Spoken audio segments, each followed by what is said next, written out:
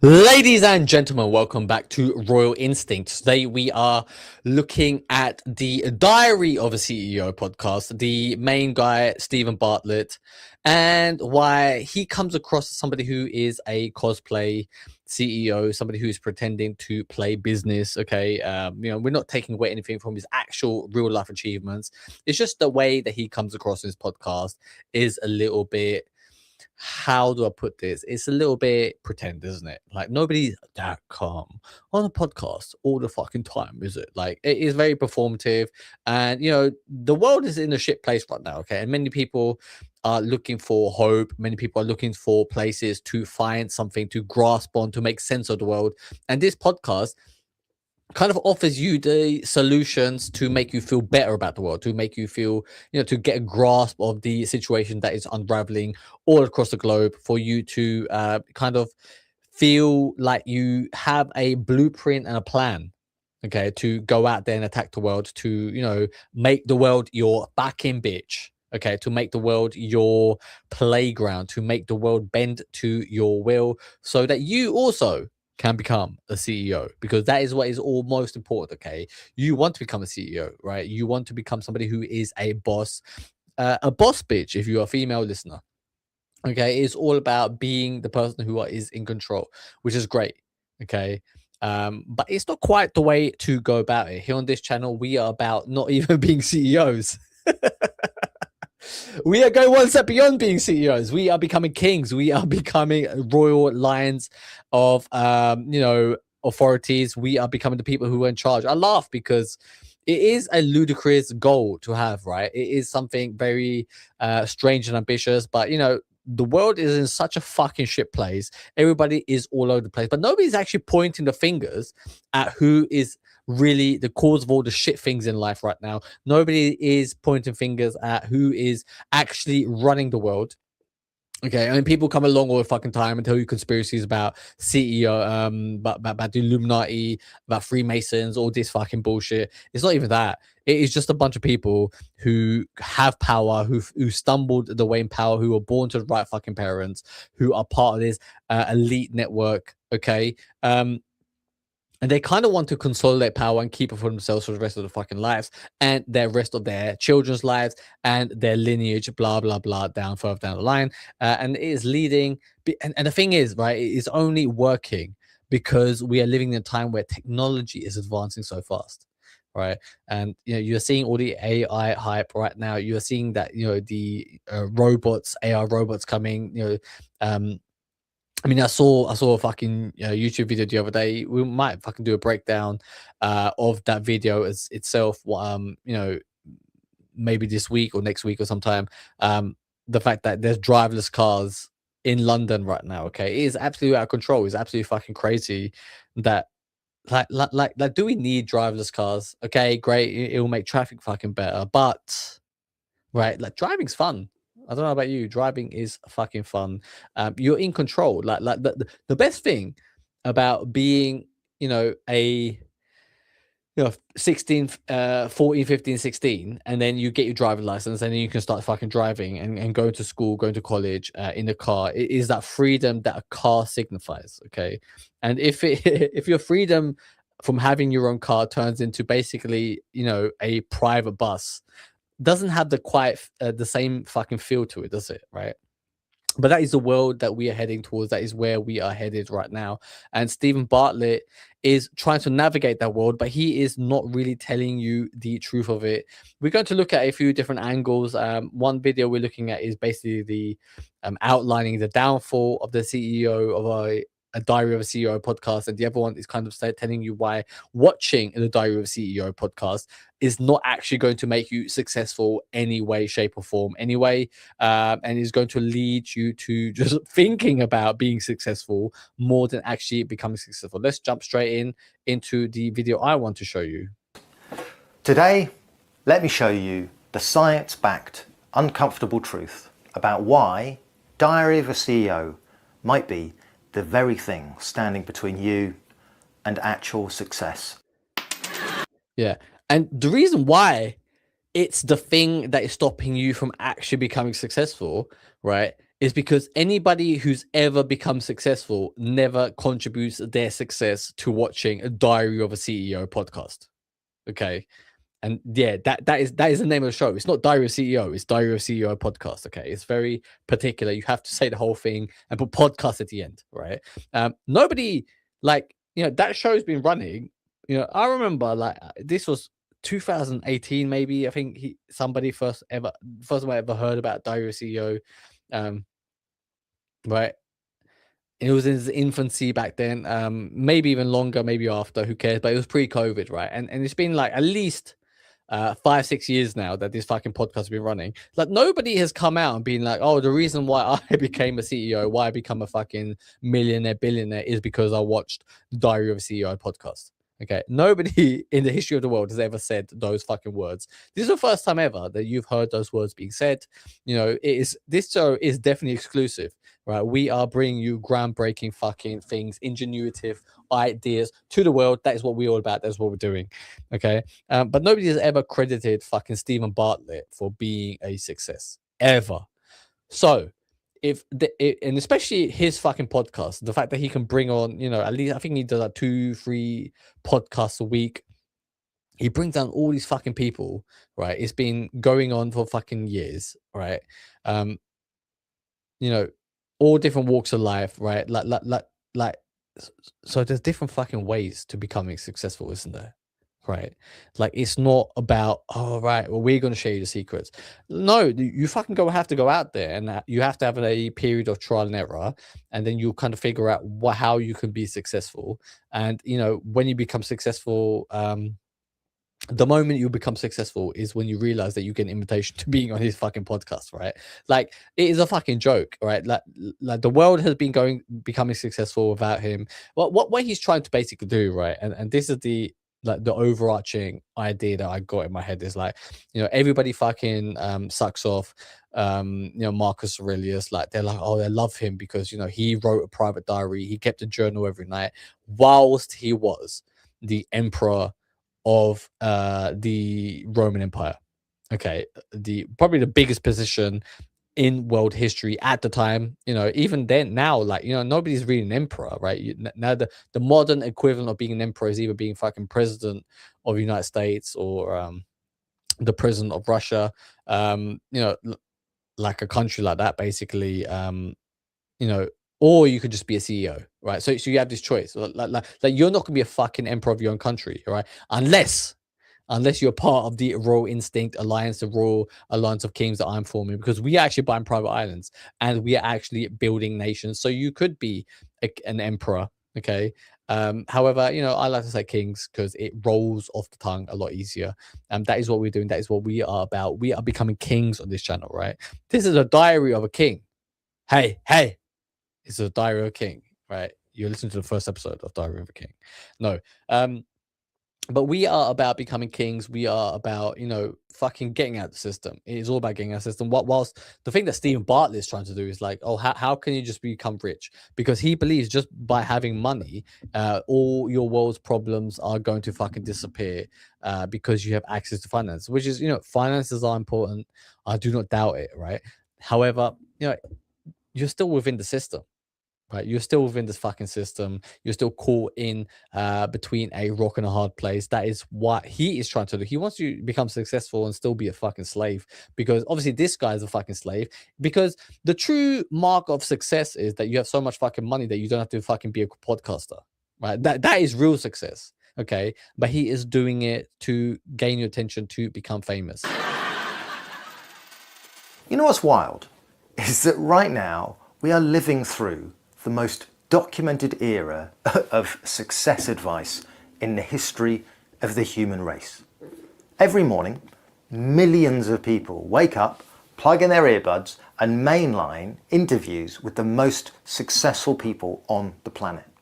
CEOs of huge companies, Nobel Prize winning scientists, authors, billionaires. We've got plans, frameworks, morning routine. By the way, right, like there is something about becoming successful, right, and contributing it to luck, okay? Because in essence, you are an outlier. You tried something, okay? and you were in the right place, the right time to cash in on the thing that you tried. Okay. You know, it in essence, whatever if someone is successful and they tell you what to do, you can never be as successful as that person because the way that they did it was so unique that it became a reason to celebrate that person, right? So if someone else comes along and they do the exact same thing that that person has done, it wouldn't be as cool. It wouldn't be unique. Like for example, Cristiano Ronaldo is somebody who is like to me, I love Cristiano Ronaldo. He is one of the best um footballers, best athletes in football. He didn't never gets the credit that he actually is due because he's not aesthetically as pleasing as somebody like Lionel Messi, who is seen to have more innate talent, who's celebrated for just pure, pure footballing ability, whereas Cristiano Ronaldo career has kind of started off as this, very skillful, very, you know, having these skills to be a very performative footballer, to being a very the type of footballer that's very driven towards just scoring goals. Okay, he's very more. He ended up being very aesthetically pleasing and transformed his career to being very output. Um, you know, um, uh, uh, basically all he cared about was scoring goals, right? I don't even know what I'm trying to say, but basically he is just trying to score goals. He is more concerned about the output of his performance rather than the visual aspect of his performance, right? So because Cristiano Ronaldo decided to do that, because having greater output, getting more goals, okay, helping your team win gets you more trophies, and when you have more trophies, you are more successful. Whereas Messi kind of married the two. He was more aesthetically pleasing. He was better at close range dribbling from deep, taking on players, driving past players. Whereas Cristiano Ronaldo just became this, very efficient player. And people kind of knock him down for being a very efficient player, but whereas I admire it. I admire who he is, his whole journey. Whereas, you know, maybe it's because Messi hasn't told his version of the story, right? Of how he became this great football player. He's trying to be like cool and be humble, right? Which kind of makes sense. But he never really made himself out to be somebody who is, um, being a normal guy to becoming the best player in the world. He was kind of always geared to be the biggest talent in the world from ever since he, you know, came onto the mainstream, onto the world stage, if you say, right? Whereas Cristiano Ronaldo had all the talent in the world, he wasn't as successful, and then had to sacrifice some of the things that made him very, very skillful to be seen as this right output monster, right? And because of that journey, like people kind of believe, like, oh, if you have this mentality of Cristiano Ronaldo to be this ultimate winner, that you can also be successful. Whereas Messi, it's always kind of given that it is God-given talent, right? And you can't compete with God-given talent because it's God-given. It's either you're born with it or you're not. Which is also has a mythical quality to it. But with Cristiano Ronaldo, like he's decided to not be mythical. He decided to just be like, I'll work fucking my ass off. And some people love that, and some people don't. They don't like to see people sweat. They like to see the final product. They like to see they like to be aesthetically pleased. Okay. And for a lot of people, Diary of CEO is kind of stripping back the idea. It's supposed to show you how you can also apply the same type of methodology that Cristiano Ronaldo has applied to your life, that you could become the next Cristiano. I'm sorry, that there's never going to be somebody as driven as that guy. There's never going to be, you know, and the thing is, right, even if you do everything that Cristiano Ronaldo has done, if he was to go into an episode of Diary of CEO and give you an outline of his fucking, 13 steps to become successful, you're just going to be, the next version of Cristiano Ronaldo. You don't get to be unique, right? You don't get to be the first person to have ever done it, right? So therefore you become a disciple rather than a leader, rather than a king. And that we are here trying to become points of authority. We are here on this channel trying to become people who are in charge, people who are leaders of the world, because that's what the world needs. We don't need more followers. We need more fucking leaders, unique people, right? And watching a fucking podcast about how to become successful isn't going to fucking help you, because the way that you are going to become successful, the way that I'm going to become successful, the way that the people who follow this channel, the people who I work with, the Royal of Alliance of Kings that I'm forming, the way that we are going to become successful, nobody has ever taken that journey on by themselves. Okay, we are creating 100 unique journeys, we are creating 100 unique situations, right, who of 100 people who are all aligned to basically take over the world, right? It's a very unique prospect that you're looking at. Okay, we are doing something that nobody's ever done. Okay, um I mean, obviously, the evil elites, kind of want world domination, but the reason that we are doing it is because we only allow good people with good intentions to come and join us. Okay, and fake people won't be able to survive. They will be rooted out straight away, because people, bad people, evil people give themselves away. Okay, and that is why we will become successful. This is why it is our destiny to become the rulers of the world. That is what we are doing on this channel. And there is no great plan, there's no script that I'm going to give you for you to become successful. What we can do is highlight the things that you're very good at, the directions and tangents that you could go in. For example, right? So you might be somebody who, you like to cook, okay, but you also went to university and studied computer science because your mum said, if you study computer science, you'll get a job in computer science, within some sort of company, a tech company, and you get to make a good living, right? But your real passion is in cooking.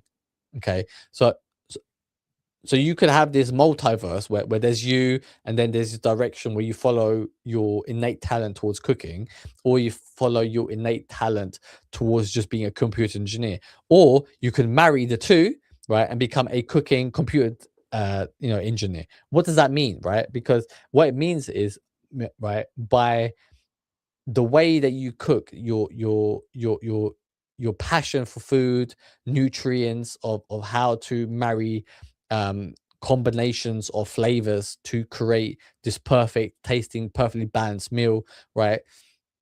You could computerize it, and right, and this is the thing, right? This is where your genius story gets to take place, because nobody else has ever tried to do the two things at once, right, and create a unique path to it. Okay, that is where your story gets to start. That is where you begin, that you get to marry these two different aspects of your personality to create something new. And therefore this is a path that nobody else has ever lived. Okay, you'll be the first person. You'll be the first person on this journey. That is why you deserve all this success. That is why you deserve to be fucking to get all the glory, because you are the willing to put your balls on the line to be the first fucking person to try this. This is why what we're doing. We're fucking on the edge of fucking genius. We're on the edge of discovery. We're on the edge of fucking, rewriting the rule book. We are tearing everything up. We are starting afresh. We are the ones who are leaving the old system, the old world, and we are the leaders of the new world. We are the leaders of Earth. We are the ones who also want humanity to survive. Okay, we're not fucking like Elon Musk, all these evil people like Sam Altman, Peter Thiel, who want basically to for you to live in under a technological technocratic life, where you are just a slave to AI, where you are just a slave to technology, where you are living in a controlled environment. We are trying to break free. We are trying to find good people to bring about change. We are the ones who are in control. We are the ones who are bringing about freedom for the population of the earth. Let's jump back into the video. And actionable insights literally coming out of our ears. What if I told you that the way you are chasing love and success is the exact reason why you don't have either of them? And yet, statistically, we've never been less likely to achieve upward mobility. In fact, we're pretty much all less successful than our parents were at our... I mean, this is a crazy fucking graph it, right? Let's jump into this graph for a minute, okay? This is a crazy looking graph. Let me just get this right. Okay, let me minimize myself. Okay, so you have trend in absolute mobility in UK between 1993 and 2017, right? So from 1993 up until 2005. Okay, so this is pre great financial crash, right? Before the subprime mortgage crisis in America. Okay, post the dot-com bubble, by the way. Okay, you have, because if you look at the graph up until 2001, you know, because the dot-com bubble happened in 2000, that graph is kind of stagnant, so that trend is, you know, kind of flat and then dips down in 1998, and then it rises back to, you know, the previous level in 1995, in 2000 when the dot-com bubble happened, and then it starts climbing after that. Okay, and that is also because during the great financial crisis, or pre-financial crisis, pre-credit crunch 2008, you know, you know, the world was in a great place of growth, right?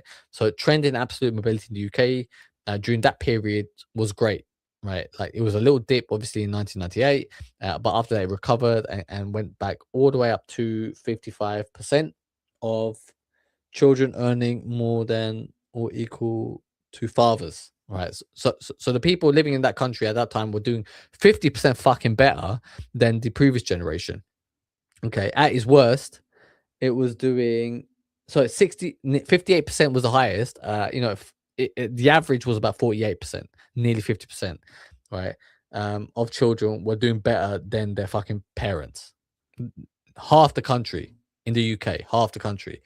Post, you know, 2005, you know, just a couple of years before the credit crisis, the great financial crisis, everything fucking crashed, and now the levels are basically cratered to below 30%, and then recovered slightly in 2015 to 33%. Yeah, I mean, it is basically, it's getting harder and harder to live better than your fucking father, than the previous generation. Okay, it's becoming harder to make money in this country. Wealth is harder to come by in this world, this post credit crunch world. Our age. In fact, we can't even afford a flat half the size of theirs, and we're working our asses off. On top of that, we've never been more anxious and more burnt out. I don't wild. Yeah, I mean, is that right now? I mean, we are living in a time where, you know, people are feeling depressed, where people are feeling lonely. There's a loneliness epidemic. Social anxiety is out of fucking control. People are feeling more hopeless. You know, it is a really worrying time. And when it doesn't make economical, when you can't see economical benefits for all the hard work and all the fucking hard times that you know, the effort that you put in, the last thing that you need is a podcast to come along to tell you how to become a CEO, to become successful in the time when it's the hardest time in the last fucking 30 years to become successful. It just doesn't make sense. It just doesn't make sense. Right, it is more difficult than ever to become successful, right? As shown in that graph that we just previously looked at, and now he is telling you to basically, you know, give you the fucking secret, but tune in for a fucking episode every twice a week, and these fucking episodes are at least 2-3 hours long, right? So you have to really dedicate some time to watching his shit. Now, we are living through the most documented era, got plans, and we're working our asses off. On top of that, we've never been more anxious and more burnt out. I don't think that's a coincidence. Tales of success on one side and lives of relative failure on another. And the answer lies, I think, at the core of the success of podcasts like Diary of a CEO. I have a secret to tell you, and this is the second point of my diary this week. It's a secret. Why does he talk like that? Why does he talk so softly? Hi, I have a secret to tell you. I have a secret to tell you. Listen to my fucking podcast for the next fucking for 5 years, twice a week, and then I will reveal all the secrets that you will ever need to become successful. So if you listen to my podcast for the next 5 years, right, twice a week, by the way, right, so there's 100 episodes every year, okay, then I will tell you everything that you need to become successful. And once you become successful, then you also get to be a successful CEO. Because if you are a successful CEO, then you will be the one who gets to live a very, very wealthy lifestyle. And then maybe one day you'll also be on an episode of the Diary of CEO where I get to interview you, and then you get to tell me how you became successful. And then you will tell me that, I became successful because I listened to a Diary of CEO podcast, and for 5 years straight, two episodes a week, for 5 hours every week, because I listened to it religiously and I made notes every fucking week. Then I became also a CEO, and now I have my own diary, and basically I own a podcast called Diary of CEO 2, where you get to listen to me talking about twice a week, but actually make an extra episode on my Patreon. So basically there's 3 episodes a week available for if you want to become successful and listen to the Diary of CEO podcast, that you get to listen to me, and then you also get to be successful. But because I'm giving you a Patreon episode and you get to pay me extra money that I'm making, that you'll actually be 3 times more successful than I am, because you get to listen to me 3 times a week, because there's an extra episode on my Patreon. So if you want to listen to me talk about becoming a CEO and be on a Diary of CEO, then you also get to be successful. Then subscribe to my Patreon, please. Thank you very much, and I will see you tomorrow. Like, I don't even know where I started with that one. Okay, kind of just went with it. But why does he talk like that? Why does he have to put on this therapist fucking voice? Why does he sound so sterile? The thing with Steven Bartlett is that he's just a sterile guy, right? Like there's no edge to him. There's nothing fun about him, right? Like what do you know about him? Oh, that he became a very young millionaire. Great. Look, man, hats off to you. You're successful. You've got a lot of money. Go enjoy your fucking wealth, right? Instead, right, like he shoved down his throat. And what I don't like about him the most, okay, this is why I don't like him. He knows what he's doing. He knows how to play the game, right? And he is engineering for total virality, for being viral, okay? Because he's got a fucking button under his desk, right, which he presses every time that he thinks there's a moment on this show that we should clip, right, to make a little short so that it goes viral. Look, man, shorts is a great tool. You have to play the social media game, right? So, right, but also somebody like me has to play the social media game, because he pushes out. He not only does he have fucking millions of subscribers, right? So he's got an audience built for his podcast already. He also then tries to get more audience members, right, to sign up to his fucking podcast, okay, because he makes viral shorts. So he's trying to advertise even more. He's already got 2 million followers, whatever he has, about 3 million followers probably, right? And like I listen to a few of his episodes because sometimes he gets a good guest on, okay, like so sometimes I have listened to him in the past, and at the beginning of his fucking podcast, this is what a fucking beggar, right? I think who did we we done Dan Code the other day, who was begging his audience, right? Like if you're a content creator, don't fucking beg your audience, okay? They're either gonna follow you or they don't, right? So don't fucking stoop yourself down to be a fucking beggar. At least present yourself as somebody who is a king, right? Present yourself as somebody who is successful. He at the start of his fucking episode, I don't know if he does this anymore. He goes like, "Oh, one thing I've noticed is that 50% of the audience doesn't subscribe, to the podcast. They just listen to it and then they click X and then just go away and go on with their life. I would love it if you was to subscribe so that I could get an additional follower, and hopefully, when I get like a million followers, that I get an extra, that I get an extra fucking plaque from YouTube." Right. So if you're somebody who wants to become a content creator, if you're somebody who wants to be seen online, right, don't beg your audience, right? Like don't make content just so you can get a fucking YouTube plaque, right? Like it is disgusting, right? Like the day, right, the day I ever, if imagine if I was to get to 100,000 followers, subscribers on YouTube, right, that doing my content, right?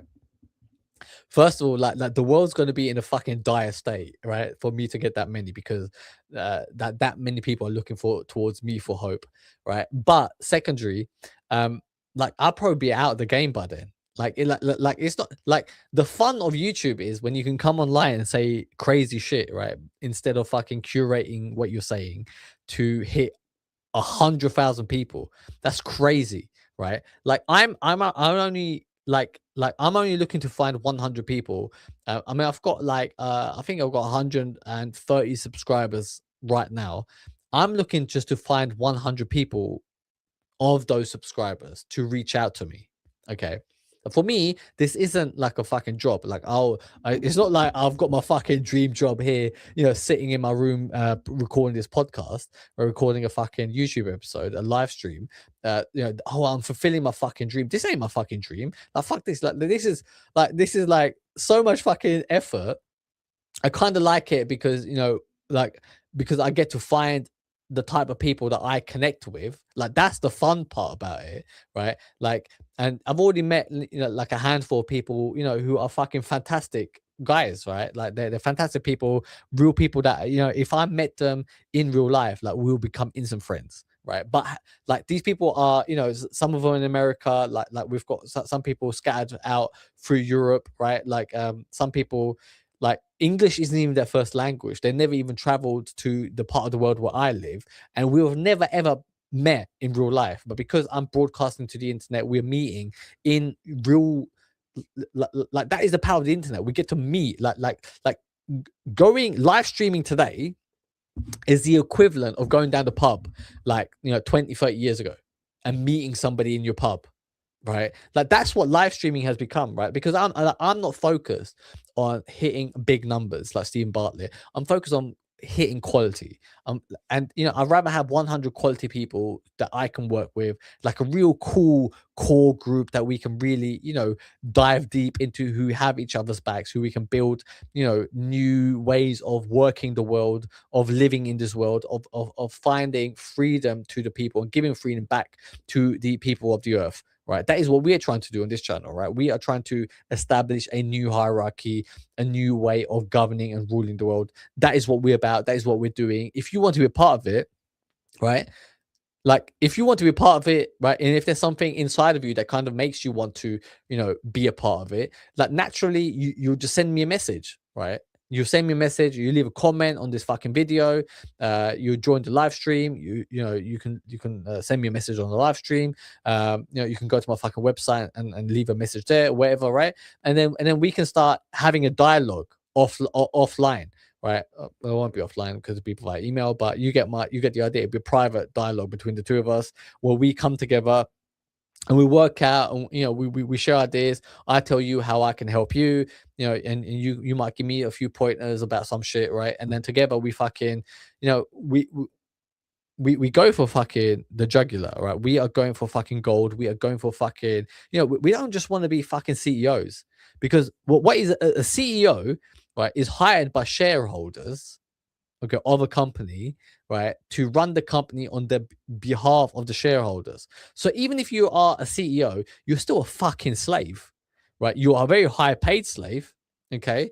It's a very lucrative, a very honorable position within the company. At least you're not fucking the dinner lady or the janitor, right? You're not fucking cleaning the desk, are you, right? You're the CEO of the company, right? You manage people, your underlings under you, but you're still a fucking slave to the shareholders, right? But like, we're not becoming shareholder, so we're not becoming just middle management. Here on this channel, we have become the fucking owners of the world, right? We want to be the final boss, the final fucking solution. That is what we are about. That is what we are doing. That is why we are destined to rule the world. That I only found out and started to deeply understand recently. When I say recently, I mean the last 24 months. It's a secret that I really started. Oh, this is something that I fucking learned recently. And when I say recently, I mean the 24 months. It's just the way he talks. Like, it is so fake. It is obviously he's got a fucking a little teleprompt in front of him. Like, the problem with the Steven Bartlett guy is that there's no authenticity. It's all fake. It's all sterile, right? Like he's like, there's no edge to him. Like, at least, say the word cunt, right? Like I like the word cunt, okay? Because in England, cunt kind of is, it has it's like the dirtiest word you could probably possibly say, but because it's so dirty and English people are kind of tough. Like we can take if someone calls you cunt, you can kind of take it, even though it's the most rudest word you could say. But if you were to call a cunt in America, like people would cry. People would fucking be outraged. Okay, there'll be a fucking intervention. It'll be like a 2-day storyline on CNN or something. Right, but English people are just built different. British people are just built different, and I think British and Australian people, like they're the two places in the world, right, where you could say the word cunt. I think in Ireland it is maybe just a little bit harsher. I don't know why. I think maybe because they're Catholics. Like if you're from Ireland, let me know if if how often do you use the word cunt? Because in England you kind of use it a lot more, and I like it. Like you can only be a true Englishman, a true Brit, really, if you use the word cunt. Scottish people, Welsh people, we all fucking use it. But I do feel like in Ireland it would be kind of a little bit like a little bit more taboo. I don't know why, because in essence, like you would kind of respect your nan to say the word cunt in England. However, if your nan said the word cunt in Ireland, you would be a little bit more offended, because it's okay. Like we can call each other a cunt, but we just don't want our grandparents to use the word cunt. Whereas like we in England, you kind of rate if your grandparent said the word cunt. I don't know. I feel like I just said cunt too many times.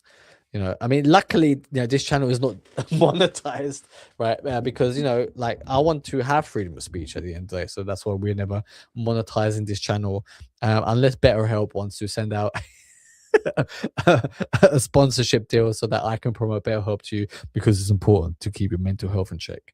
Okay, let's jump back into this sterile whitewashed guy. Literally trying to be fucking as hygienic as possible. To understand, honestly, being completely honest with you, when I got rich, and when I got rich. Honestly, when I became rich, honestly, when I became rich. Okay, great. Like why do you have to be apologetic about it? Why do you have to jazz hands to tell me that you're rich? Just fucking own it. Like he's richer than you, but he's acting more of a fucking little wimp than you are. Friends, and those rich friends pulled back a certain curtain and allowed my rich friends pull back a curtain. They pull back a curtain. Oh, my rich friends. Who cares? Like your rich friends are not benefiting anybody else. And if you think that because you get to fucking share some secrets from your rich friends are cunts, by the way. Right. Let me tell you about the rich friends. Okay. Let me tell you some famous rich friends. Okay. There used to be a guy, right? Called Bill Gates, who was the wealthiest man in the world. Do you know who his rich friends were? Jeffrey Epstein. Right? His best friend was fucking Jeffrey Epstein, who was a child predator. Okay, so let me tell you about some more fucking friends, right? Oprah Winfrey, who we recently done an episode on. Do you know who her friend was? Do you want to guess? Do you want to guess who her friend was? It was fucking Harvey Weinstein, right? Who else? Do you know the president of the United States? Do you know who his friend was? Oh, it's also Jeffrey Epstein, a fucking pedo. Like having rich friends isn't a cool thing anymore, because most likely in today's society, when you say, oh, I have a very wealthy friend who I'm not going to name, but he's very wealthy and he's giving me some insight, it basically means that you can go onto a private island on this private jet and you get to end up fucking a child. like that is what having rich friends means today. Okay, that is what being a diary of a CEO. It's like, dear diary, 200 of me running my own company, being a CEO. We're doing very well. Profit is up. Revenue is fucking through the roof. And also, I just got an invitation to go to, the Bahamas, a little private island in the Virgin Islands, run by a, recently reformed pedophile. So it must be fucking safe. I'm definitely going to go, and I'm going to spend a week there, because me as a CEO, I need to recharge. It's all about recharging. That is what we're doing. We need to be less stressed, because mental health is fucking important. Okay, so if I go to a fucking island, if I'm fucking children on a private island, it is all because of my mental health, because mental health is number one. That is why the sponsor of this show is BetterHelp. That is why BetterHelp is going to give you a 25% discount if you use my promo code on this channel. me to see behind it. For those people that are unfamiliar, Steven Bartlett's podcast, Diary of a CEO, Diary of a Chief Executive Officer, has 50 million listeners. And on this podcast, I mean, I think it was called Diary of a Chief Executive Officer. It'd be kind of funnier. Like it would, like he needs to change it, doesn't he? He needs to change his the title of his fucking podcast to Diary of a Chief Executive Officer. Like I think it'd just be so much more funny because it's like taking yourself so much more serious than this guy already is. Stephen interviews successful people, chief executives from every walk of life. It's all about, because Mr. Beast is the #1 chief executive of the world right now. He is the chief executive of YouTube. Obviously, you have fucking Richard Branson there. Who the fuck is that woman? Nobody knows. It's all about appearances. It's all about curating a sense of success. This basically, it is success slop, right? There is no fucking real meaning. If you haven't watched 5 episodes of the Diary of CEO and you haven't fucking started a business at that point, right? It means 2 things. It means his fucking YouTube channel, his podcast, okay, is a load of bollocks, or it means that you should kill yourself. Okay, so you get to decide what you want to do. If you want to commit suicide, it is up to you. Remember, there is a code for BetterHelp. Obviously, I'm fucking joking, right? Like, Jesus Christ, don't be suicidal. Don't be calling up BetterHelp if you're suicidal. Don't listen to the Diary of CEO. Chief executive celebrities, scientists, billionaires, gurus. And the show claims to give you actionable secrets, strategies or frameworks, the ones that you need to become successful and live a better life. What a claim. The first step of becoming successful is to not spend fucking 10 hours a week watching the Diary of CEO on fucking YouTube. Like, I'm sorry, like that is how you become successful. All right, seriously, if you want to become successful, there is something that innately drives you, that innately you enjoy in life, right? Something that you can do in life every fucking day that you are better than everybody else in the world. Right, and you might not even realize you're better than everybody else in the world, but something that just comes easy to you, right?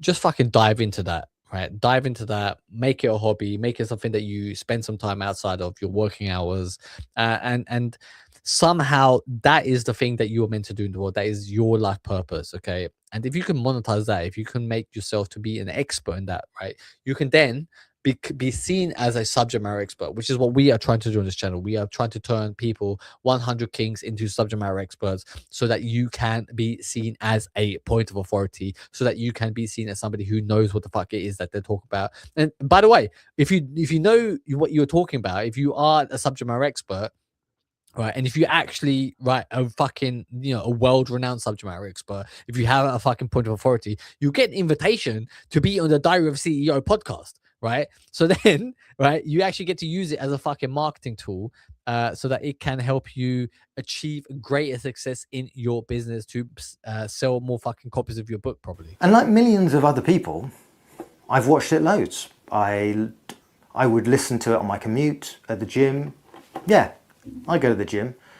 By the way, who the fuck is listening to a podcast in the gym? Like I don't listen to anything when I go to the gym. I don't put any headphones in. Like, I leave my phone in my fucking locker, right?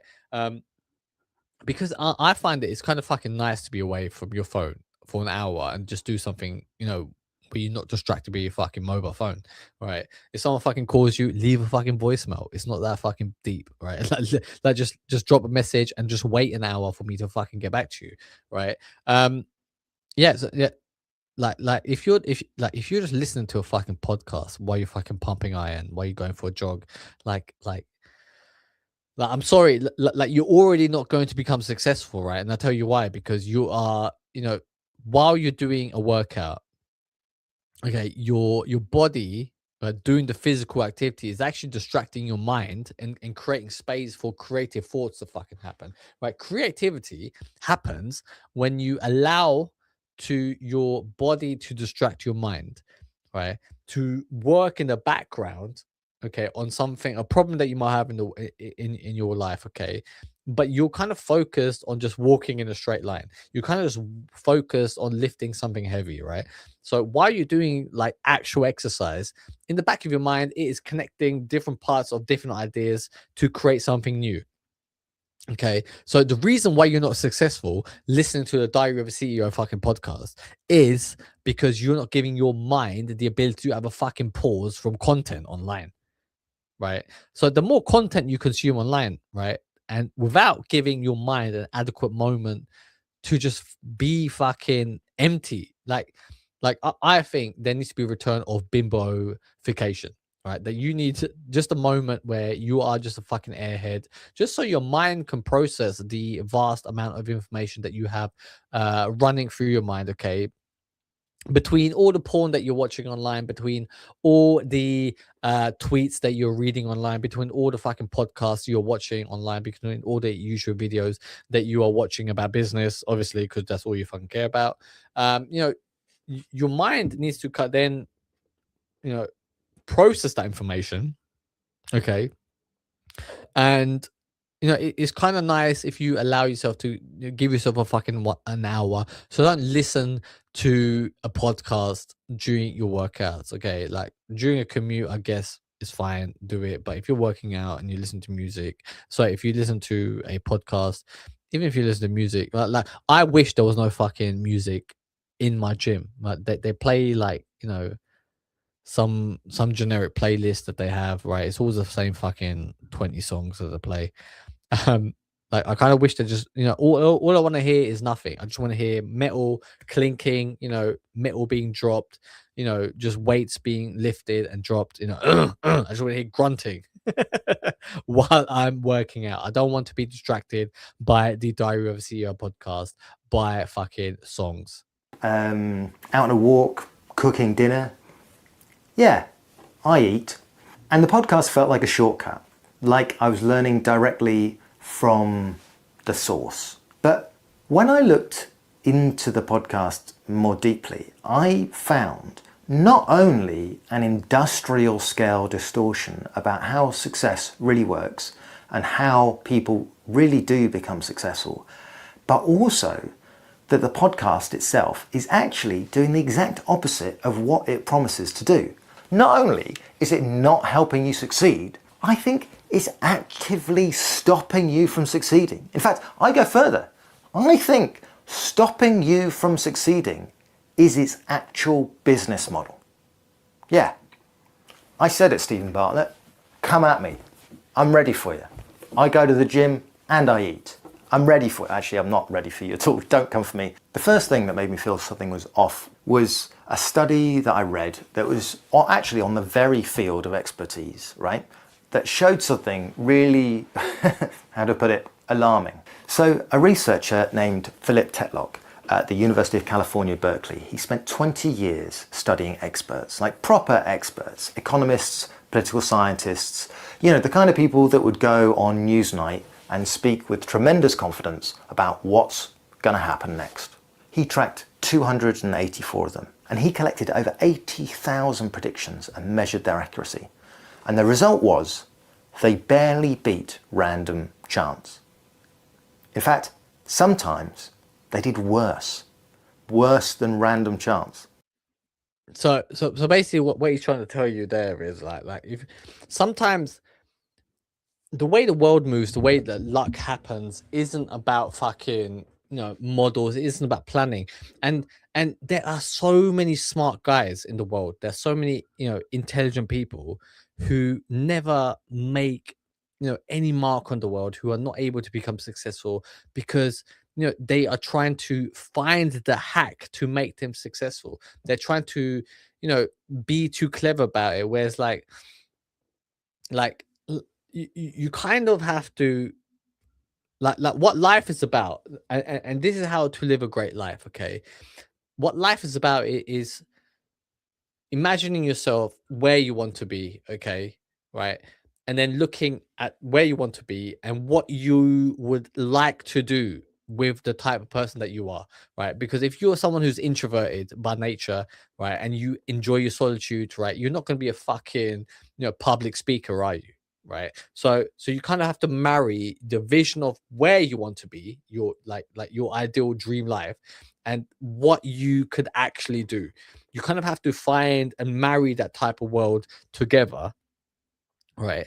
And if you're somebody who's not good at public speaking, by the way, right, like speaking into a camera where it's just you in a bedroom talking into a device is actually fucking perfect, isn't it? Because you could reach like 1 million people, right? Whereas, it's a kind of a very, solo career, like speaking into a camera, right? So you could be an introvert, just being by yourself, being able to reach millions of people. Like there are modern hacks in there, right? But the main thing is, right, that you have to kind of marry your dream goal with what you are good at. And that is your zone of genius, right? That is what you have to explore. That is what you have to go down towards. That is how you can reach and turn yourself into a success. Okay. And that is what we are doing that is what we're doing on this channel. We are trying to turn you into a success object by being in your zone of genius, by being in the thing that you are supposed to do. That is what we're about. That is what we're doing. That is why we are going to be successful. Yeah, congratulations. You've achieved anti-knowledge. You're not just ignorant, you are precisely wrong. But where it got really interesting, in particular for the... And like you've heard that quote before about the path less traveled. Okay, so the path less traveled is something that nobody has really done before, and you're bringing something new to the world, right? Like that is the area that you need to explore for you to become so successful, because you've done something that nobody's ever done before, right? Like if you think about OnlyFans, okay, if you think about if you think of OnlyFans, there's like a couple creators that come to your mind when you hear OnlyFans. Okay, so obviously there's Sophie Rain. Why does Sophie Rain come into your mind? Because apparently she is the most revenue generating, most profitable OnlyFans creator online. Okay, so she makes the most money. There's Bonnie Blue and Lily Phillips. Okay, why Bonnie Blue and Lily Phillips? Because they are in a nuclear arms race to basically be the biggest sluts on the fucking platform, right? So big in fact, that the arms race imploded, and Bonnie Blue isn't even allowed to be on the platform that she is most famous for being a slut. Okay, so Bonnie Blue isn't even allowed on OnlyFans.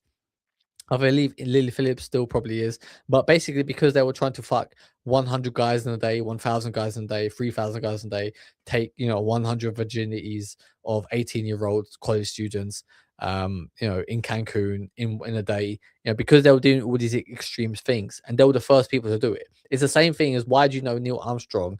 Because he was the first man on Mars. Why do you know Bonnie Blue? Because she was the biggest whore to take 100 cocks in one day.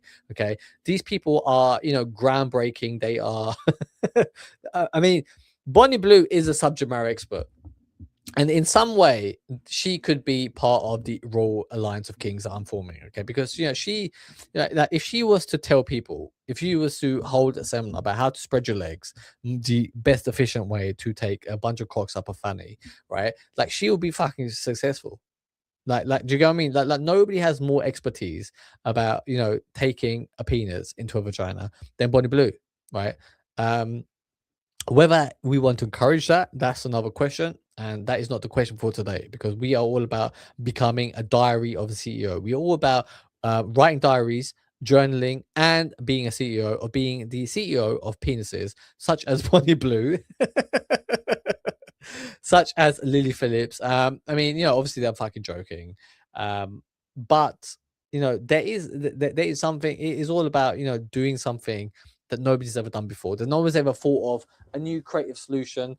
I mean, Bonnie Blue is actually, if you think about it, Bonnie Blue and Lily Phillips are, because they were in this, nuclear arms race, and everybody kind of feels sorry for Lily Phillips, because she kind of seems like she's just an innocent girl swept up into the craze of the social media rage, and Bonnie Blue is this more calculated woman who kind of saw an opportunity and just made it use of her advantage.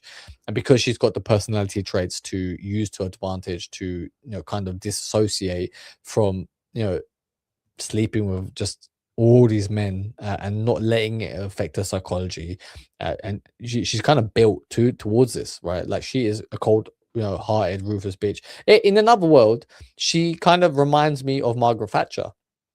Bonnie Blue is the modern day Margaret Thatcher, but she is like, because today with the age that we live in, it is the social media age. It is the OnlyFans age. Okay, that is the best way for a woman to make a world. And Bonnie Blue was like, well, if I'm going to be Margaret Thatcher of anything, I'm going to be the Margaret Thatcher of OnlyFans. If she was born 30 years before, she would have run for as prime minister, and I think she would have been very successful. Okay, and that is where we're at in the world right now. Okay, it's either you become, a politician, or you become an OnlyFans girl. But she has something to her personality, that she has some type of insight to be very resilient. But that is more, you're kind of born with it. You know what I mean? That is not something you don't get to watch and listen to a podcast, and she will tell you how to become a famous OnlyFans girl. It's all about, using your natural proclivities, your natural your natural habits, your natural lane in life, and using that to maximize how you conduct yourself in the world. And that is your zone of genius. That is what we are doing. We are uncovering your zone of genius. The kind of podcast that is Diary of a CEO is that the experts who were the most confident, the ones who knew that they were right, who spoke most confidently, who had rules and frameworks and formulas, well, those experts, they were all actually the worst, the least accurate. But they were always the ones that were most likely to be quoted in the media. And Tetlog called these people hedgehogs. And there was a better type of expert, and he called these foxes. Well, there's an essay by Isaiah Berlin that came out about 45 years ago, in which he draws on a fragment of Greek poetry from 2,500 years ago by the Greek warrior poet Archilochus, which is roughly translated as, "The fox knows many things, but the hedgehog knows one big thing." And he defines the ideal type hedgehog as an expert or a professional or a thinker who relates everything to a single... Yeah. Huge on the planet. Most successful people on the planet. Told you that to achieve more anxious and more dire. To understand. Familiar? I've more deep me in the media. And Tetlog called these people hedgehogs. And there was a better type of expert, and he called these foxes. Well, okay. Yeah, I kind of lost the audio for a minute. Like, so basically, what you want to do is you want to be like a hedgehog. You want to be very good at one thing, because, like, many people will tell you to find your niche, your genre, the thing that you can be good at, because that is what a hedgehog is. He's very good at one thing, and then he climbs the rank. Because once you get to the top, then because you are at the top, it's easy for you to jump from another, little thing to another little thing, another little thing. I mean, if you look at somebody like Jordan Peterson, he is a university psychologist, right? He teaches psychology. He's very big on Jungian psychology, so he is an expert at that one little thing. Rises to the top, becomes famous, and then people fucking ask him about dietary habits, okay? And because he's taking the carnivore diet, and he'll convince you that that is the best diet, the most efficient diet, because he basically sleeps less, he feels less fatigue, he's lost all body fat basically. Whilst there are also, so many disadvantages to a fucking carnivore diet, he will have you believe that is the best fucking diet, because you see him as an expert in this one thing. It then translate onto these other things that you are kind of interested in, but because you already trust this one guy, if he's doing it, fuck it, I'll do it too, right? That is the type of power that you want, and that is what we are going for. That is why we are becoming subject matter experts, because we want all the fucking power, right? Even when it's right or wrong, right? But we want to use it in a better way than fucking Jordan Peterson. He clearly went mentally insane. He is somebody who lost his fucking marbles. He is now pretty much just programmed and controlled by his daughter, who's just fame hungry, right? Like doing whatever it takes to be relevant in the media spotlight. That is what she is about. That, and she's using her own father to as a means to an end.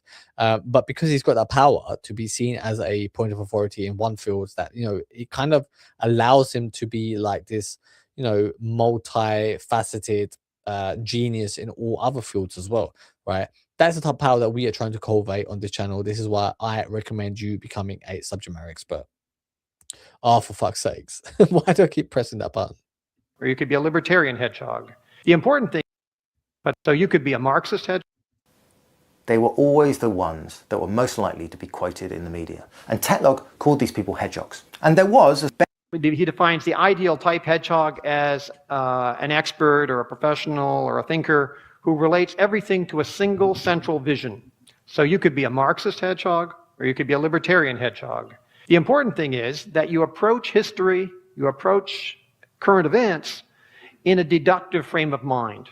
You have certain first principles, and you try as hard as you can to absorb as many different facts into the framework of those first principles.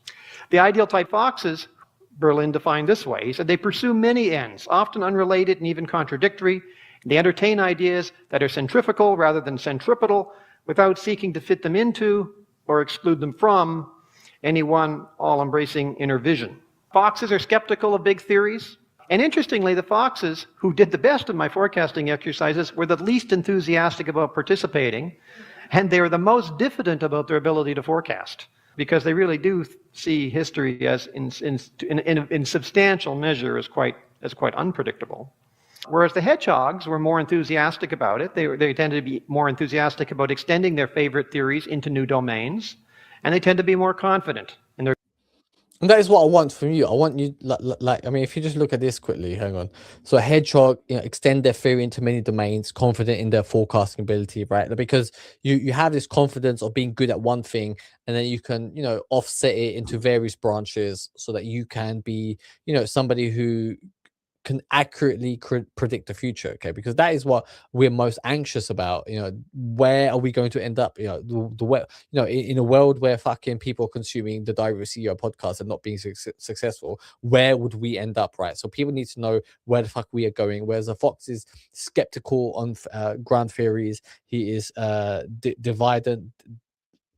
diffident about their ability to forecast. They are weak, right? A fox is somebody who is not able to look into the future, to be very decisive, to be a leader, right? It's all about being a leader. That is what we are doing. That is what we are about. We are the ones who are forming, bending the world to our will, and being the ones who are in control. Ability to predict. Now, this is some data which I'll just go over very quickly. Foxes don't make good podcast. They don't make good media interview. They say things like, it depends, and there are multiple factors, and well, we can't know for sure. So yeah, because people want certainty. People want confidence. Because people feel so anxious in today's society. People feel so unsafe. They want somebody else who they trust, okay, to tell them that it's all going to be all right. It sounds like a fucking, a mother talking to a child. People are looking for a parent, right? The world is so fucked up right now that young adults, that old adults, right, are all looking for guidance in the world. That is where you need to become somebody who is a point of authority, where you need to become somebody who is in control of your domain in life, okay? You need to be a shining light for people, right? And I'm not telling you that this is a great opportunity for you to make money. I'm not telling you that this is a great opportunity for you to be successful. Those things will happen, but it's because the way that the world is structured right now, so many people are feeling the effects of less connection, less hope in the world, that they need reassurance, okay? And if you, right, like, you have to select yourself, okay? If you tell me now if you are a good person, if you are somebody who has actually good intentions and not evil intentions, like the people who are running the world right now, you deserve to be the person in charge, because you are the one who has good intentions. That is why you deserve to be in charge. That is why you deserve to be in in a position of power, and because the people that all around the globe are looking for a fucking leader, it needs to be a good person. So only you get to decide whether you, as a good person, is the one in charge. Okay, and if you are a good person, if you've got the winning fucking guts, if you've got the fucking balls to go ahead and put yourself in a position of power, right, you also deserve all the fucking glory. That is what we're about. That is what we're doing. That is why we are winning. If they're asked to come on a podcast, they just say, well, no, I couldn't really simplify it, sorry. But hedgehogs line up for the podcast and say, I've got a formula, it's going to explain everything. Here's my formula for success. How to sleep better, how to live better, how to do everything better. And it's great TV, it's great podcast, because there's an implication that there is a formula. And that's great, isn't it? If there's a formula, I can follow the formula and I too can be successful. I mean, that is what people are looking for. They're looking for formula. They're looking for reassurance. They're looking for a model that they can see, okay, that person's done that. And because that person has managed to do it, then I could also maybe do it as well. And they need a formula, right? They want to follow someone, because I believe, because we are now so over consumed, right? Because we are filled with so much media.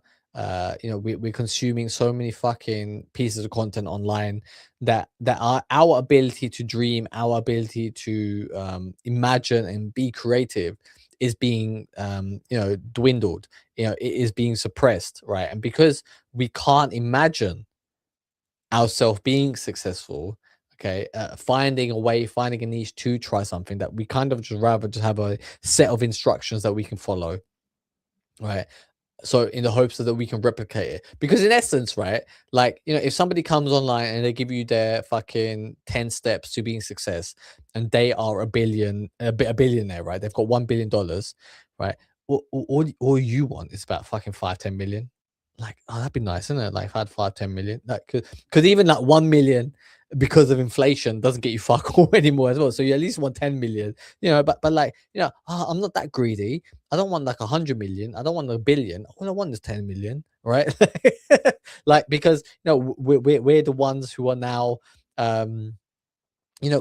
it's kind of honorable to not be fucking greedy, to fucking, not want anything more than 10 million, like, like, what I mean? Like, it is absolutely out of control because of inflation. We're kind of conditioned to not be too greedy, where we want to work that hard to be a billionaire. We just want to learn enough. Like, if you've got 10 steps, let me just give me fucking 7 of them, and if I once I get to 10 million, I'll fucking retire and move to the fucking Maldives. I can follow the 33 laws of business and life, which is, by the way, literally the title of Steven Bartlett's book. Really? Amazing. I'm going to take those steps. Do they go to the gym? By the way, 33 laws. Like it's too many fucking laws. Like I'm somebody who read I read the 40 Laws of Power. That's too many, in it. Like I think, like, anything more, like, that's why Jordan Peterson is as famous as he is, right? Because he stopped at 12 steps, right? And then he became a cunt, and he became too fucking greedy, and he released a book called 12 More Steps to a Better Life. Like, like, you need to stop while you're ahead. 12 steps. That's why Moses. This is why Christianity is winning. Okay, this is why so many people in the world are Jewish, right? Because he came out with 10 fucking rules, the 10 commandments, right? Like, the 10 commandments is like, yeah, cool, I can follow 10 commandments, right? Okay, 12 steps, right? Yeah, that's only 2 more steps than 10 commandments. I can follow those rules, right? 33 rules. Like, can we stop? Can we fucking 30? You want me to learn 33 rules? Okay. Like, we need to calm down. Okay. People are going out of control. And the reason why they give you more steps, more fucking rules to follow, because once you get past 12, 13, 14, 15, 16, like, now you're just like, now it's a fucking exam about, can you remember the fucking rules? Whereas, like, having 10, 12 to remember, it's like, all right, that's fucking easy. And especially like Jordan Peterson book, where he's got fucking, one of the rules is, make your bed in the morning. Like, stand up straight. Like his type of rules are literally basically things that your nan might have said to you while you were like 5-6 years old. Okay, don't slouch, stand up straight. Okay, make sure you make a bed. You don't want to be a fucking degenerate. Did they eat? Yes, I'm already ahead of the game. Tetlock's research showed something further. That even experts who succeeded and had been successful before are actually terrible at predicting what's going to work in the future. I wonder why that would be. Well, it's because complex systems don't have formulas. Who would have thunk it? In fact, the formula is absolutely a retrospective illusion. It's people looking back on their path and connecting dots that only make sense in hindsight, but were never the plan to start with. But those experts, those soothsayers, they're the only people we're listening to. The hedgehogs. We're listening to confident people because listening. Yeah, so a big problem is about listening to trying to get success tips from somebody who goes on a podcast and they've made their millions of dollars, and then they tell you their reasons why they became successful. It's called success porn, right? And it's also due to survivorship bias, right? There's somebody else, right? There's for every one person that's successful, being a billionaire, whatever they did to achieve that success, for every one person of them, there's 10 examples in history, okay, of people who done exactly the same thing, who lived a similar type of life, who done the same thing, but didn't get fucking anywhere. Okay. And the reason why nobody talks about those people is because they weren't successful and nobody gives two shits. Right. So their story just gets lost. Nobody writes down their story because it's not interesting. Nobody gives a fuck about those people. Right. So if in reality, right, like there's 100 people who tried this one method of success, okay, and there's one example of a person who goes onto the Diary of a CEO podcast to talk about their success and is held up as this is a success story, and there's 99 failures in history who've done the exact same thing, but it's not recorded because it's fucking embarrassing because they failed and no one gives a shit, right? Is it an actual success story or is it a fucking outlier? Right, it should be called, Diary of an Outlier, because that, in essence, like it is something like it is a podcast about people who became successful who shouldn't have actually become successful because the thing that they became successful at is so fucking hard, and multiple people throughout history have tried the same fucking thing and got fucking nowhere with it. And because they got nowhere with it, nobody actually bothered about them. Nobody recorded their story. Nobody written down their methods of failing, because they done the same thing that fucking the successful person has done. The same thing that Steve Jobs has done. The same thing that Jordan Peterson has done. Right, but they did not achieve success. It's not recorded. Right, 99 examples of it, and then because it's not recorded, nobody remembers it, nobody gives two fucks about it. But the one outlier, when you see it, is like, oh wow, what an amazing person. Like, isn't that the truth? Isn't that more accurate? Isn't it the diary of an outlier? I believe so. It is. I really believe it is. I think a lot of because history is written by the winners, right? The Diary of CEO is a victory lap, isn't it? It is. Like, I think I've done a YouTube video about Jay-Z the other day, and I talked about my love for the Black Album, which was Jay-Z's last album, which is his victory lap. It's the last album of his contract. Okay, he had an 8-album contract that he needed to fulfill. He fulfilled his obligations to Def Jam. He released his 8th studio album. It was his victory lap. It was his retirement. It was a celebration of his career. Okay, but that is an outlier, right? It is an outlier. Right. Like, if you are a CEO, if you're an entrepreneur, if you're a businessman, right, where is your 8th studio album? Where is your Black Album? It is going and having your appearance, having your 3 hours on the Diary of a CEO podcast. It is going to the Joe Rogan experience and talking about how you became successful and why, the lessons that you learned alongside it. Whereas a lot of people have tried the same thing and never got fucking nowhere. Right, it is a victory lap, okay, and because you listen to victory lap, it's very inspirational because you are trying to put yourself into a frame of mind where you are seen as that person, where you are in that person's shoes, so that you can also experience similar levels of success as that person, because you are trying to live vicariously through that person, through his experience. You know, you kind of have that dream, that hope in your heart, that I hope it's all fucking true. And then one day, you know, in 5 years' time, once I fucking launch my successful e-commerce business, once I fucking launch my successful whatever it is the fuck that you do, that you can also be invited.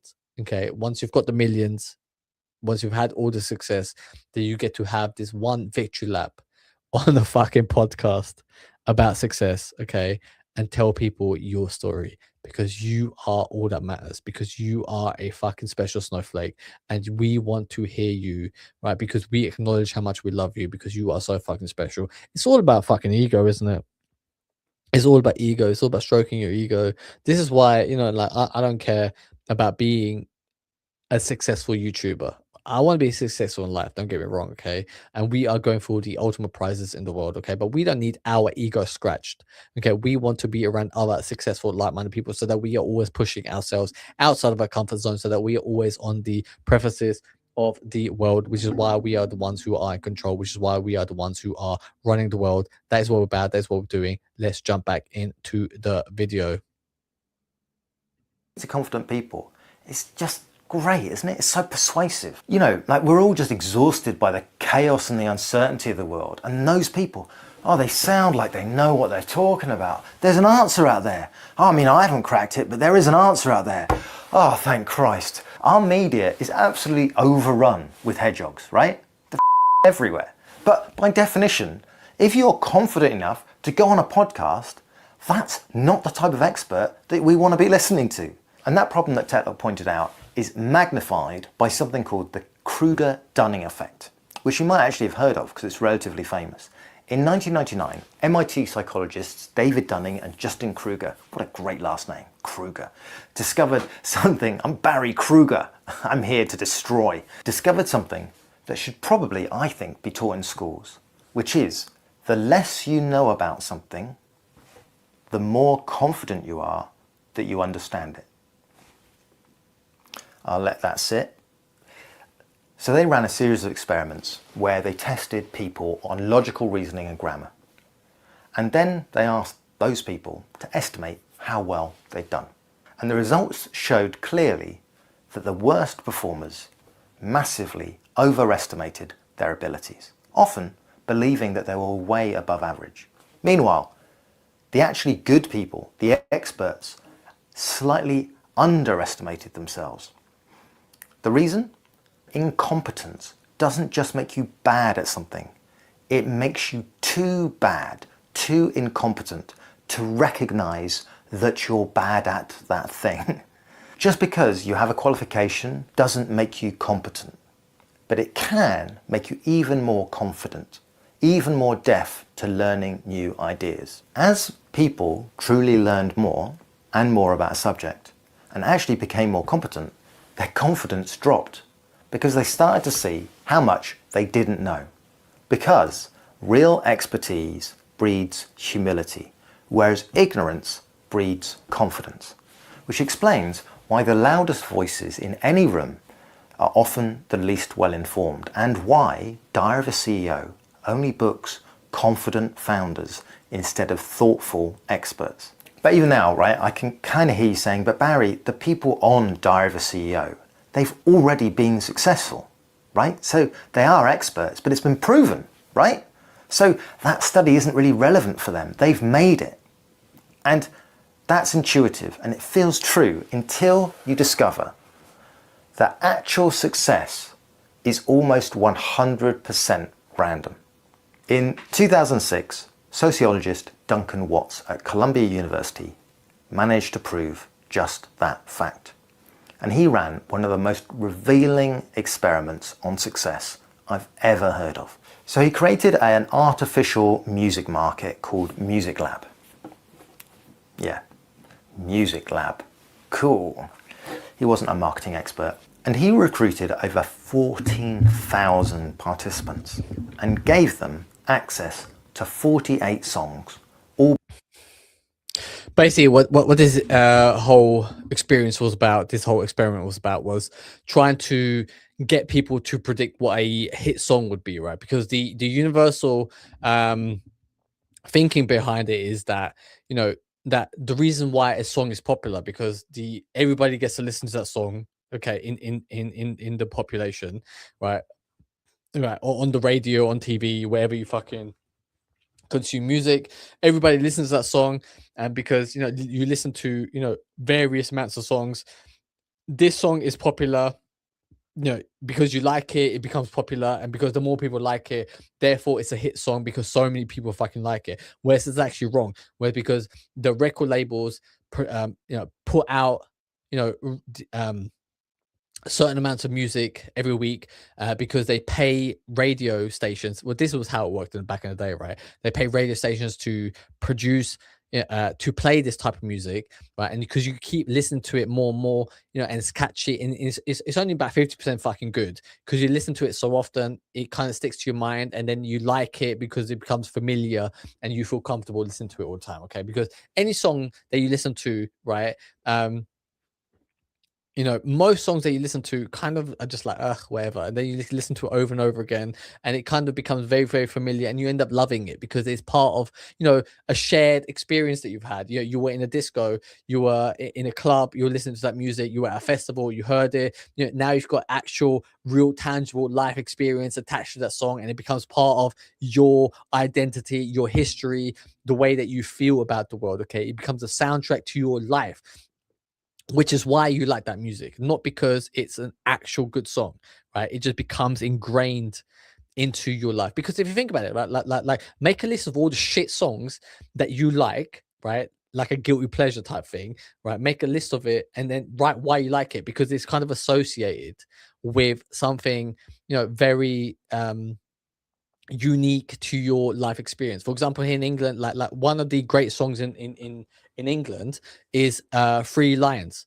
Okay, it is a song written by two comedians about the Euro 1996 England team. Okay, and why they, that whole song is it's a very catchy song. It's a good song. Like lyrically, it's very catchy. Melodically, it's very catchy. But it's actually quite a shit song. But because it's got all the feelings of capturing a moment in history in 1996 when England hosted the Euros, right, and about bringing glory back to your country, right, and then subsequently every fucking other tournament, it's always been played every summer, every tournament. It's got now this nostalgia to it attached to it, where you kind of remember, oh yeah, I remember that song from fucking 2-3 years ago when they played it at the last World Cup, the last Euro tournament, right? And we had a great time. We were down the pub, we were fucking drinking, we were getting smashed, and that song was playing, and we were all fucking yelling it on top of the voice because we all know the fucking lyrics to it, because it's been fucking 30 years since that song's been played across all fucking TV networks, all across social media, radio, TV, whatever, right? Like everybody knows a fucking song. Is part of culture now. It's a shit song, right? But it's part of culture, which is why we love it. Okay. And there are many songs like that. I mean, Sweet Caroline, national anthems, things like that, right? They just become part of your everyday vocabulary, your everyday experience of living, which is why you like it. And it's not because it's an actual good song, which is what this study was about. By unknown bands. And our participants could download, listen and rate the songs. But here's the nuance. He randomly divided participants into 9 groups. Group 1 were the control. They were independent. They only saw the song names. They listened to the tracks independently without any idea of what other people thought, and they rated them. But the other 7 groups were socially influenced groups. Within each of their groups, they could see how many times each song had been downloaded by the other people in that particular group. Yeah, so because the other group can view how many times the songs are actually being downloaded, it influences their decision, because people aren't confident in what they decide to do. Okay, they're not confident in their opinions. They want to find reassurance within a group. This is why you hear things like all people are sheep, because they listen to the opinions of other people. They want to have their own opinions and thoughts validated by other people so that they can follow that plan, right, to guide them to safety, to guide them to a better world, which is the same thing, right? Which is like ideas spread on the Diary of a CEO podcast. If you listen to that fucking podcast, the ideas are being shared to it, that if you listen to it, that you can get similar sort of results, because you want that comfort, because you want to feel like, you know, you're not making a mistake. It's all about being part of the herd, being not being contrarian, you know, not having your own opinion, to be safe and make the safe decision. You wanted to know how information, you know, who was interacting with, how people were interacting with each other, what kind of things they were talking about, and how that impacted their behavior. And he was interested in politics. He was interested in, you know, voting behavior. But very soon, this question people realized was relevant to marketing and to, you know, to all kinds of social behavior. So one group only had their own judgment, but others had some knowledge, some information about what some other people liked. So, if success and quality were the same thing, you'd expect the same great tracks, the same bangers to be top time and time again, right? Wrong. The exact opposite happened. For example, one song ranked 26th in the independent group, middle of the pack. But in one other group, it was number one. So you have 3 different groups choosing different music, and you think like the best songs are going to make it to the top regardless, and you can see the disparity between someone picking a number 1 song and then the other group picks it as number 27. It is not uniform. It is just random, you know, because what you feel like might be successful might be relevant with other people. Another group, it was number 40. So between 3 groups, it was either number 1, 27, right, or number 40, right? It is absolutely the scale of where shit falls, right, is so not predictable. It is very random, and this is why, you know, we are more influenced by other people of how to behave, to guide us towards some sort of uniformity, which is, you know, everything comes from top down. Everything comes from the elites. You know, why is certain music pushed more than other types of music? It's because the record labels, the people who have the budgets to mass market shit, right, are influencing us all the time. And they want to influence you to keep you uniform, to keep you, homogenous, to keep you on the same track, so that you are easier to predict, so that you're easier to control, so that, you know, that they can guide you to a way of thinking that they see fit, right? They want to manipulate you in essence, right? Which is why, you know, this is something I just don't buy into. I don't want to be manipulated, right? I know manipulation happens, okay, and I just like everybody else, okay, I can fall a slave to it, but I'm actively trying to be against it, right? This is why I want to bring about 100 people, so that we can fucking escape the system together. Because doing it by yourself, you're just gonna be a fucking loner. You're gonna be a hermit just by yourself. You need to be in a part of a group. You need a strong group of people, a group of people who are willing to risk everything, who are willing to put their balls on the line, who are willing to go above and beyond to form new nations, to build new kingdoms, which is why we are crowning ourselves kings. That is why we deserve every fucking bit of success that we get, because we are the ones who are putting ourselves out there. We are the ones who are actually the real people in charge of the world, instead of being middle management like Steven Bartlett, who is just basically just trying to be like, okay, is this what everyone's talking about right now? Let me get a fucking guest on. Okay, he is just cosplaying as a leader, whereas we are really fucking about it. Same song, totally different outcome. What's found that success requires both skill and luck. Sure, quality creates a floor and a ceiling. You've got to be able to make music, make good music. But within that range, pure randomness. The randomness of what letter the title began with, or who. Yeah, and because of that randomness, you cannot, you know, quantify or manipulate, you know, or break down, you know, success into a science, right? Because if success was a science, everybody would be successful, right? Because like somebody would like there's so many fucking books about how to be successful, right? Like, I mean, that self-help genre has been going on since the fucking 60s, 70s. I mean, even like, what's his name, Earl Nightingale, you know, the biggest secret, the best kept secret, whatever it's called, his little audio thing, I think he released it in the 1930s, 40s, right? Right, and that formula has been regurgitated and spat back out multiple amount of times. Okay, so you have like Earl Nightingale, you have Brian Tracy, you have, who's that woman, whoever wrote The Secret. Okay, you have Tony Robbins, right?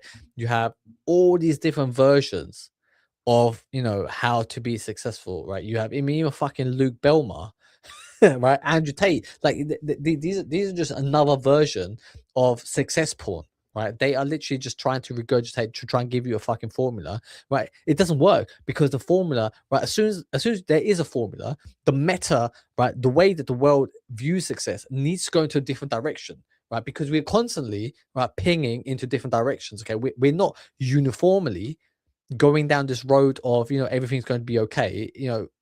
Nature, the world, the universe, by its definition, is chaotic, and you cannot contain chaos. You need to navigate chaos. Okay, and there are certain mental skills that you can have that you, under certain conditions of pressure, you can thrive, I guess, right?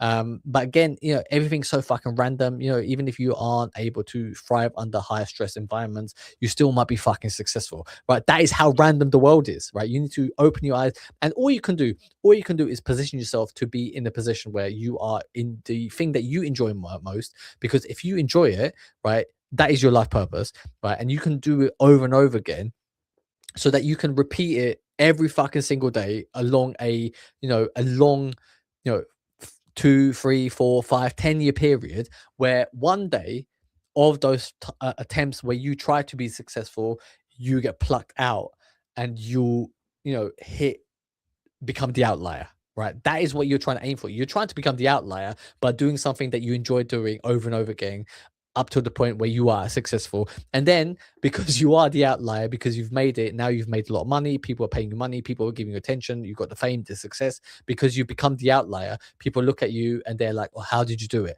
And what can you do at that point? You can get to fucking sell a book, right, about the rules and the steps and the framework to become successful, right? Even though you fucking made it up, you get to then do a media podcast circuit where you get to go on fucking the Joe Rogan podcast, the Diary of CEO podcast, any other fucking podcast that will have you to tell you a story of how you become successful. And then you also get to release your own fucking Netflix documentary documenting the reason why you're successful and why we should all fucking listen to you, because you're a fucking genius in the world. And that is what I want for you. I want you to be this person who brings about success into your own life. Okay, someone's going to be successful. Okay, it might as well be you. But what I encourage you to do is to do it so that you catch that success, so it doesn't just go to somebody else, right? And what I also want to do is for me to know you, right? Because if I know you now when you're unsuccessful, and then I help you position yourself in a position where you get to catch this lightning strike that makes you successful, right? And me and you are fucking friends. And then I also catch the lightning bolt, and we've got 100 people who catch that lightning bolt, right? Then we have 100 people who are fucking ordained by the universe to be successful, that we then have the fucking power to overthrow the ruling elites, to guide humanity to a better world, because that is what I want. That is what I want. It is a simple dream, the dream of the highest order. That is what we're doing. That is what we're about. If you understand what it is I'm saying, if you understand what it is I'm doing, if you want to be a part of it, let me know. But that is it for today. Thank you very much, and I will see you tomorrow.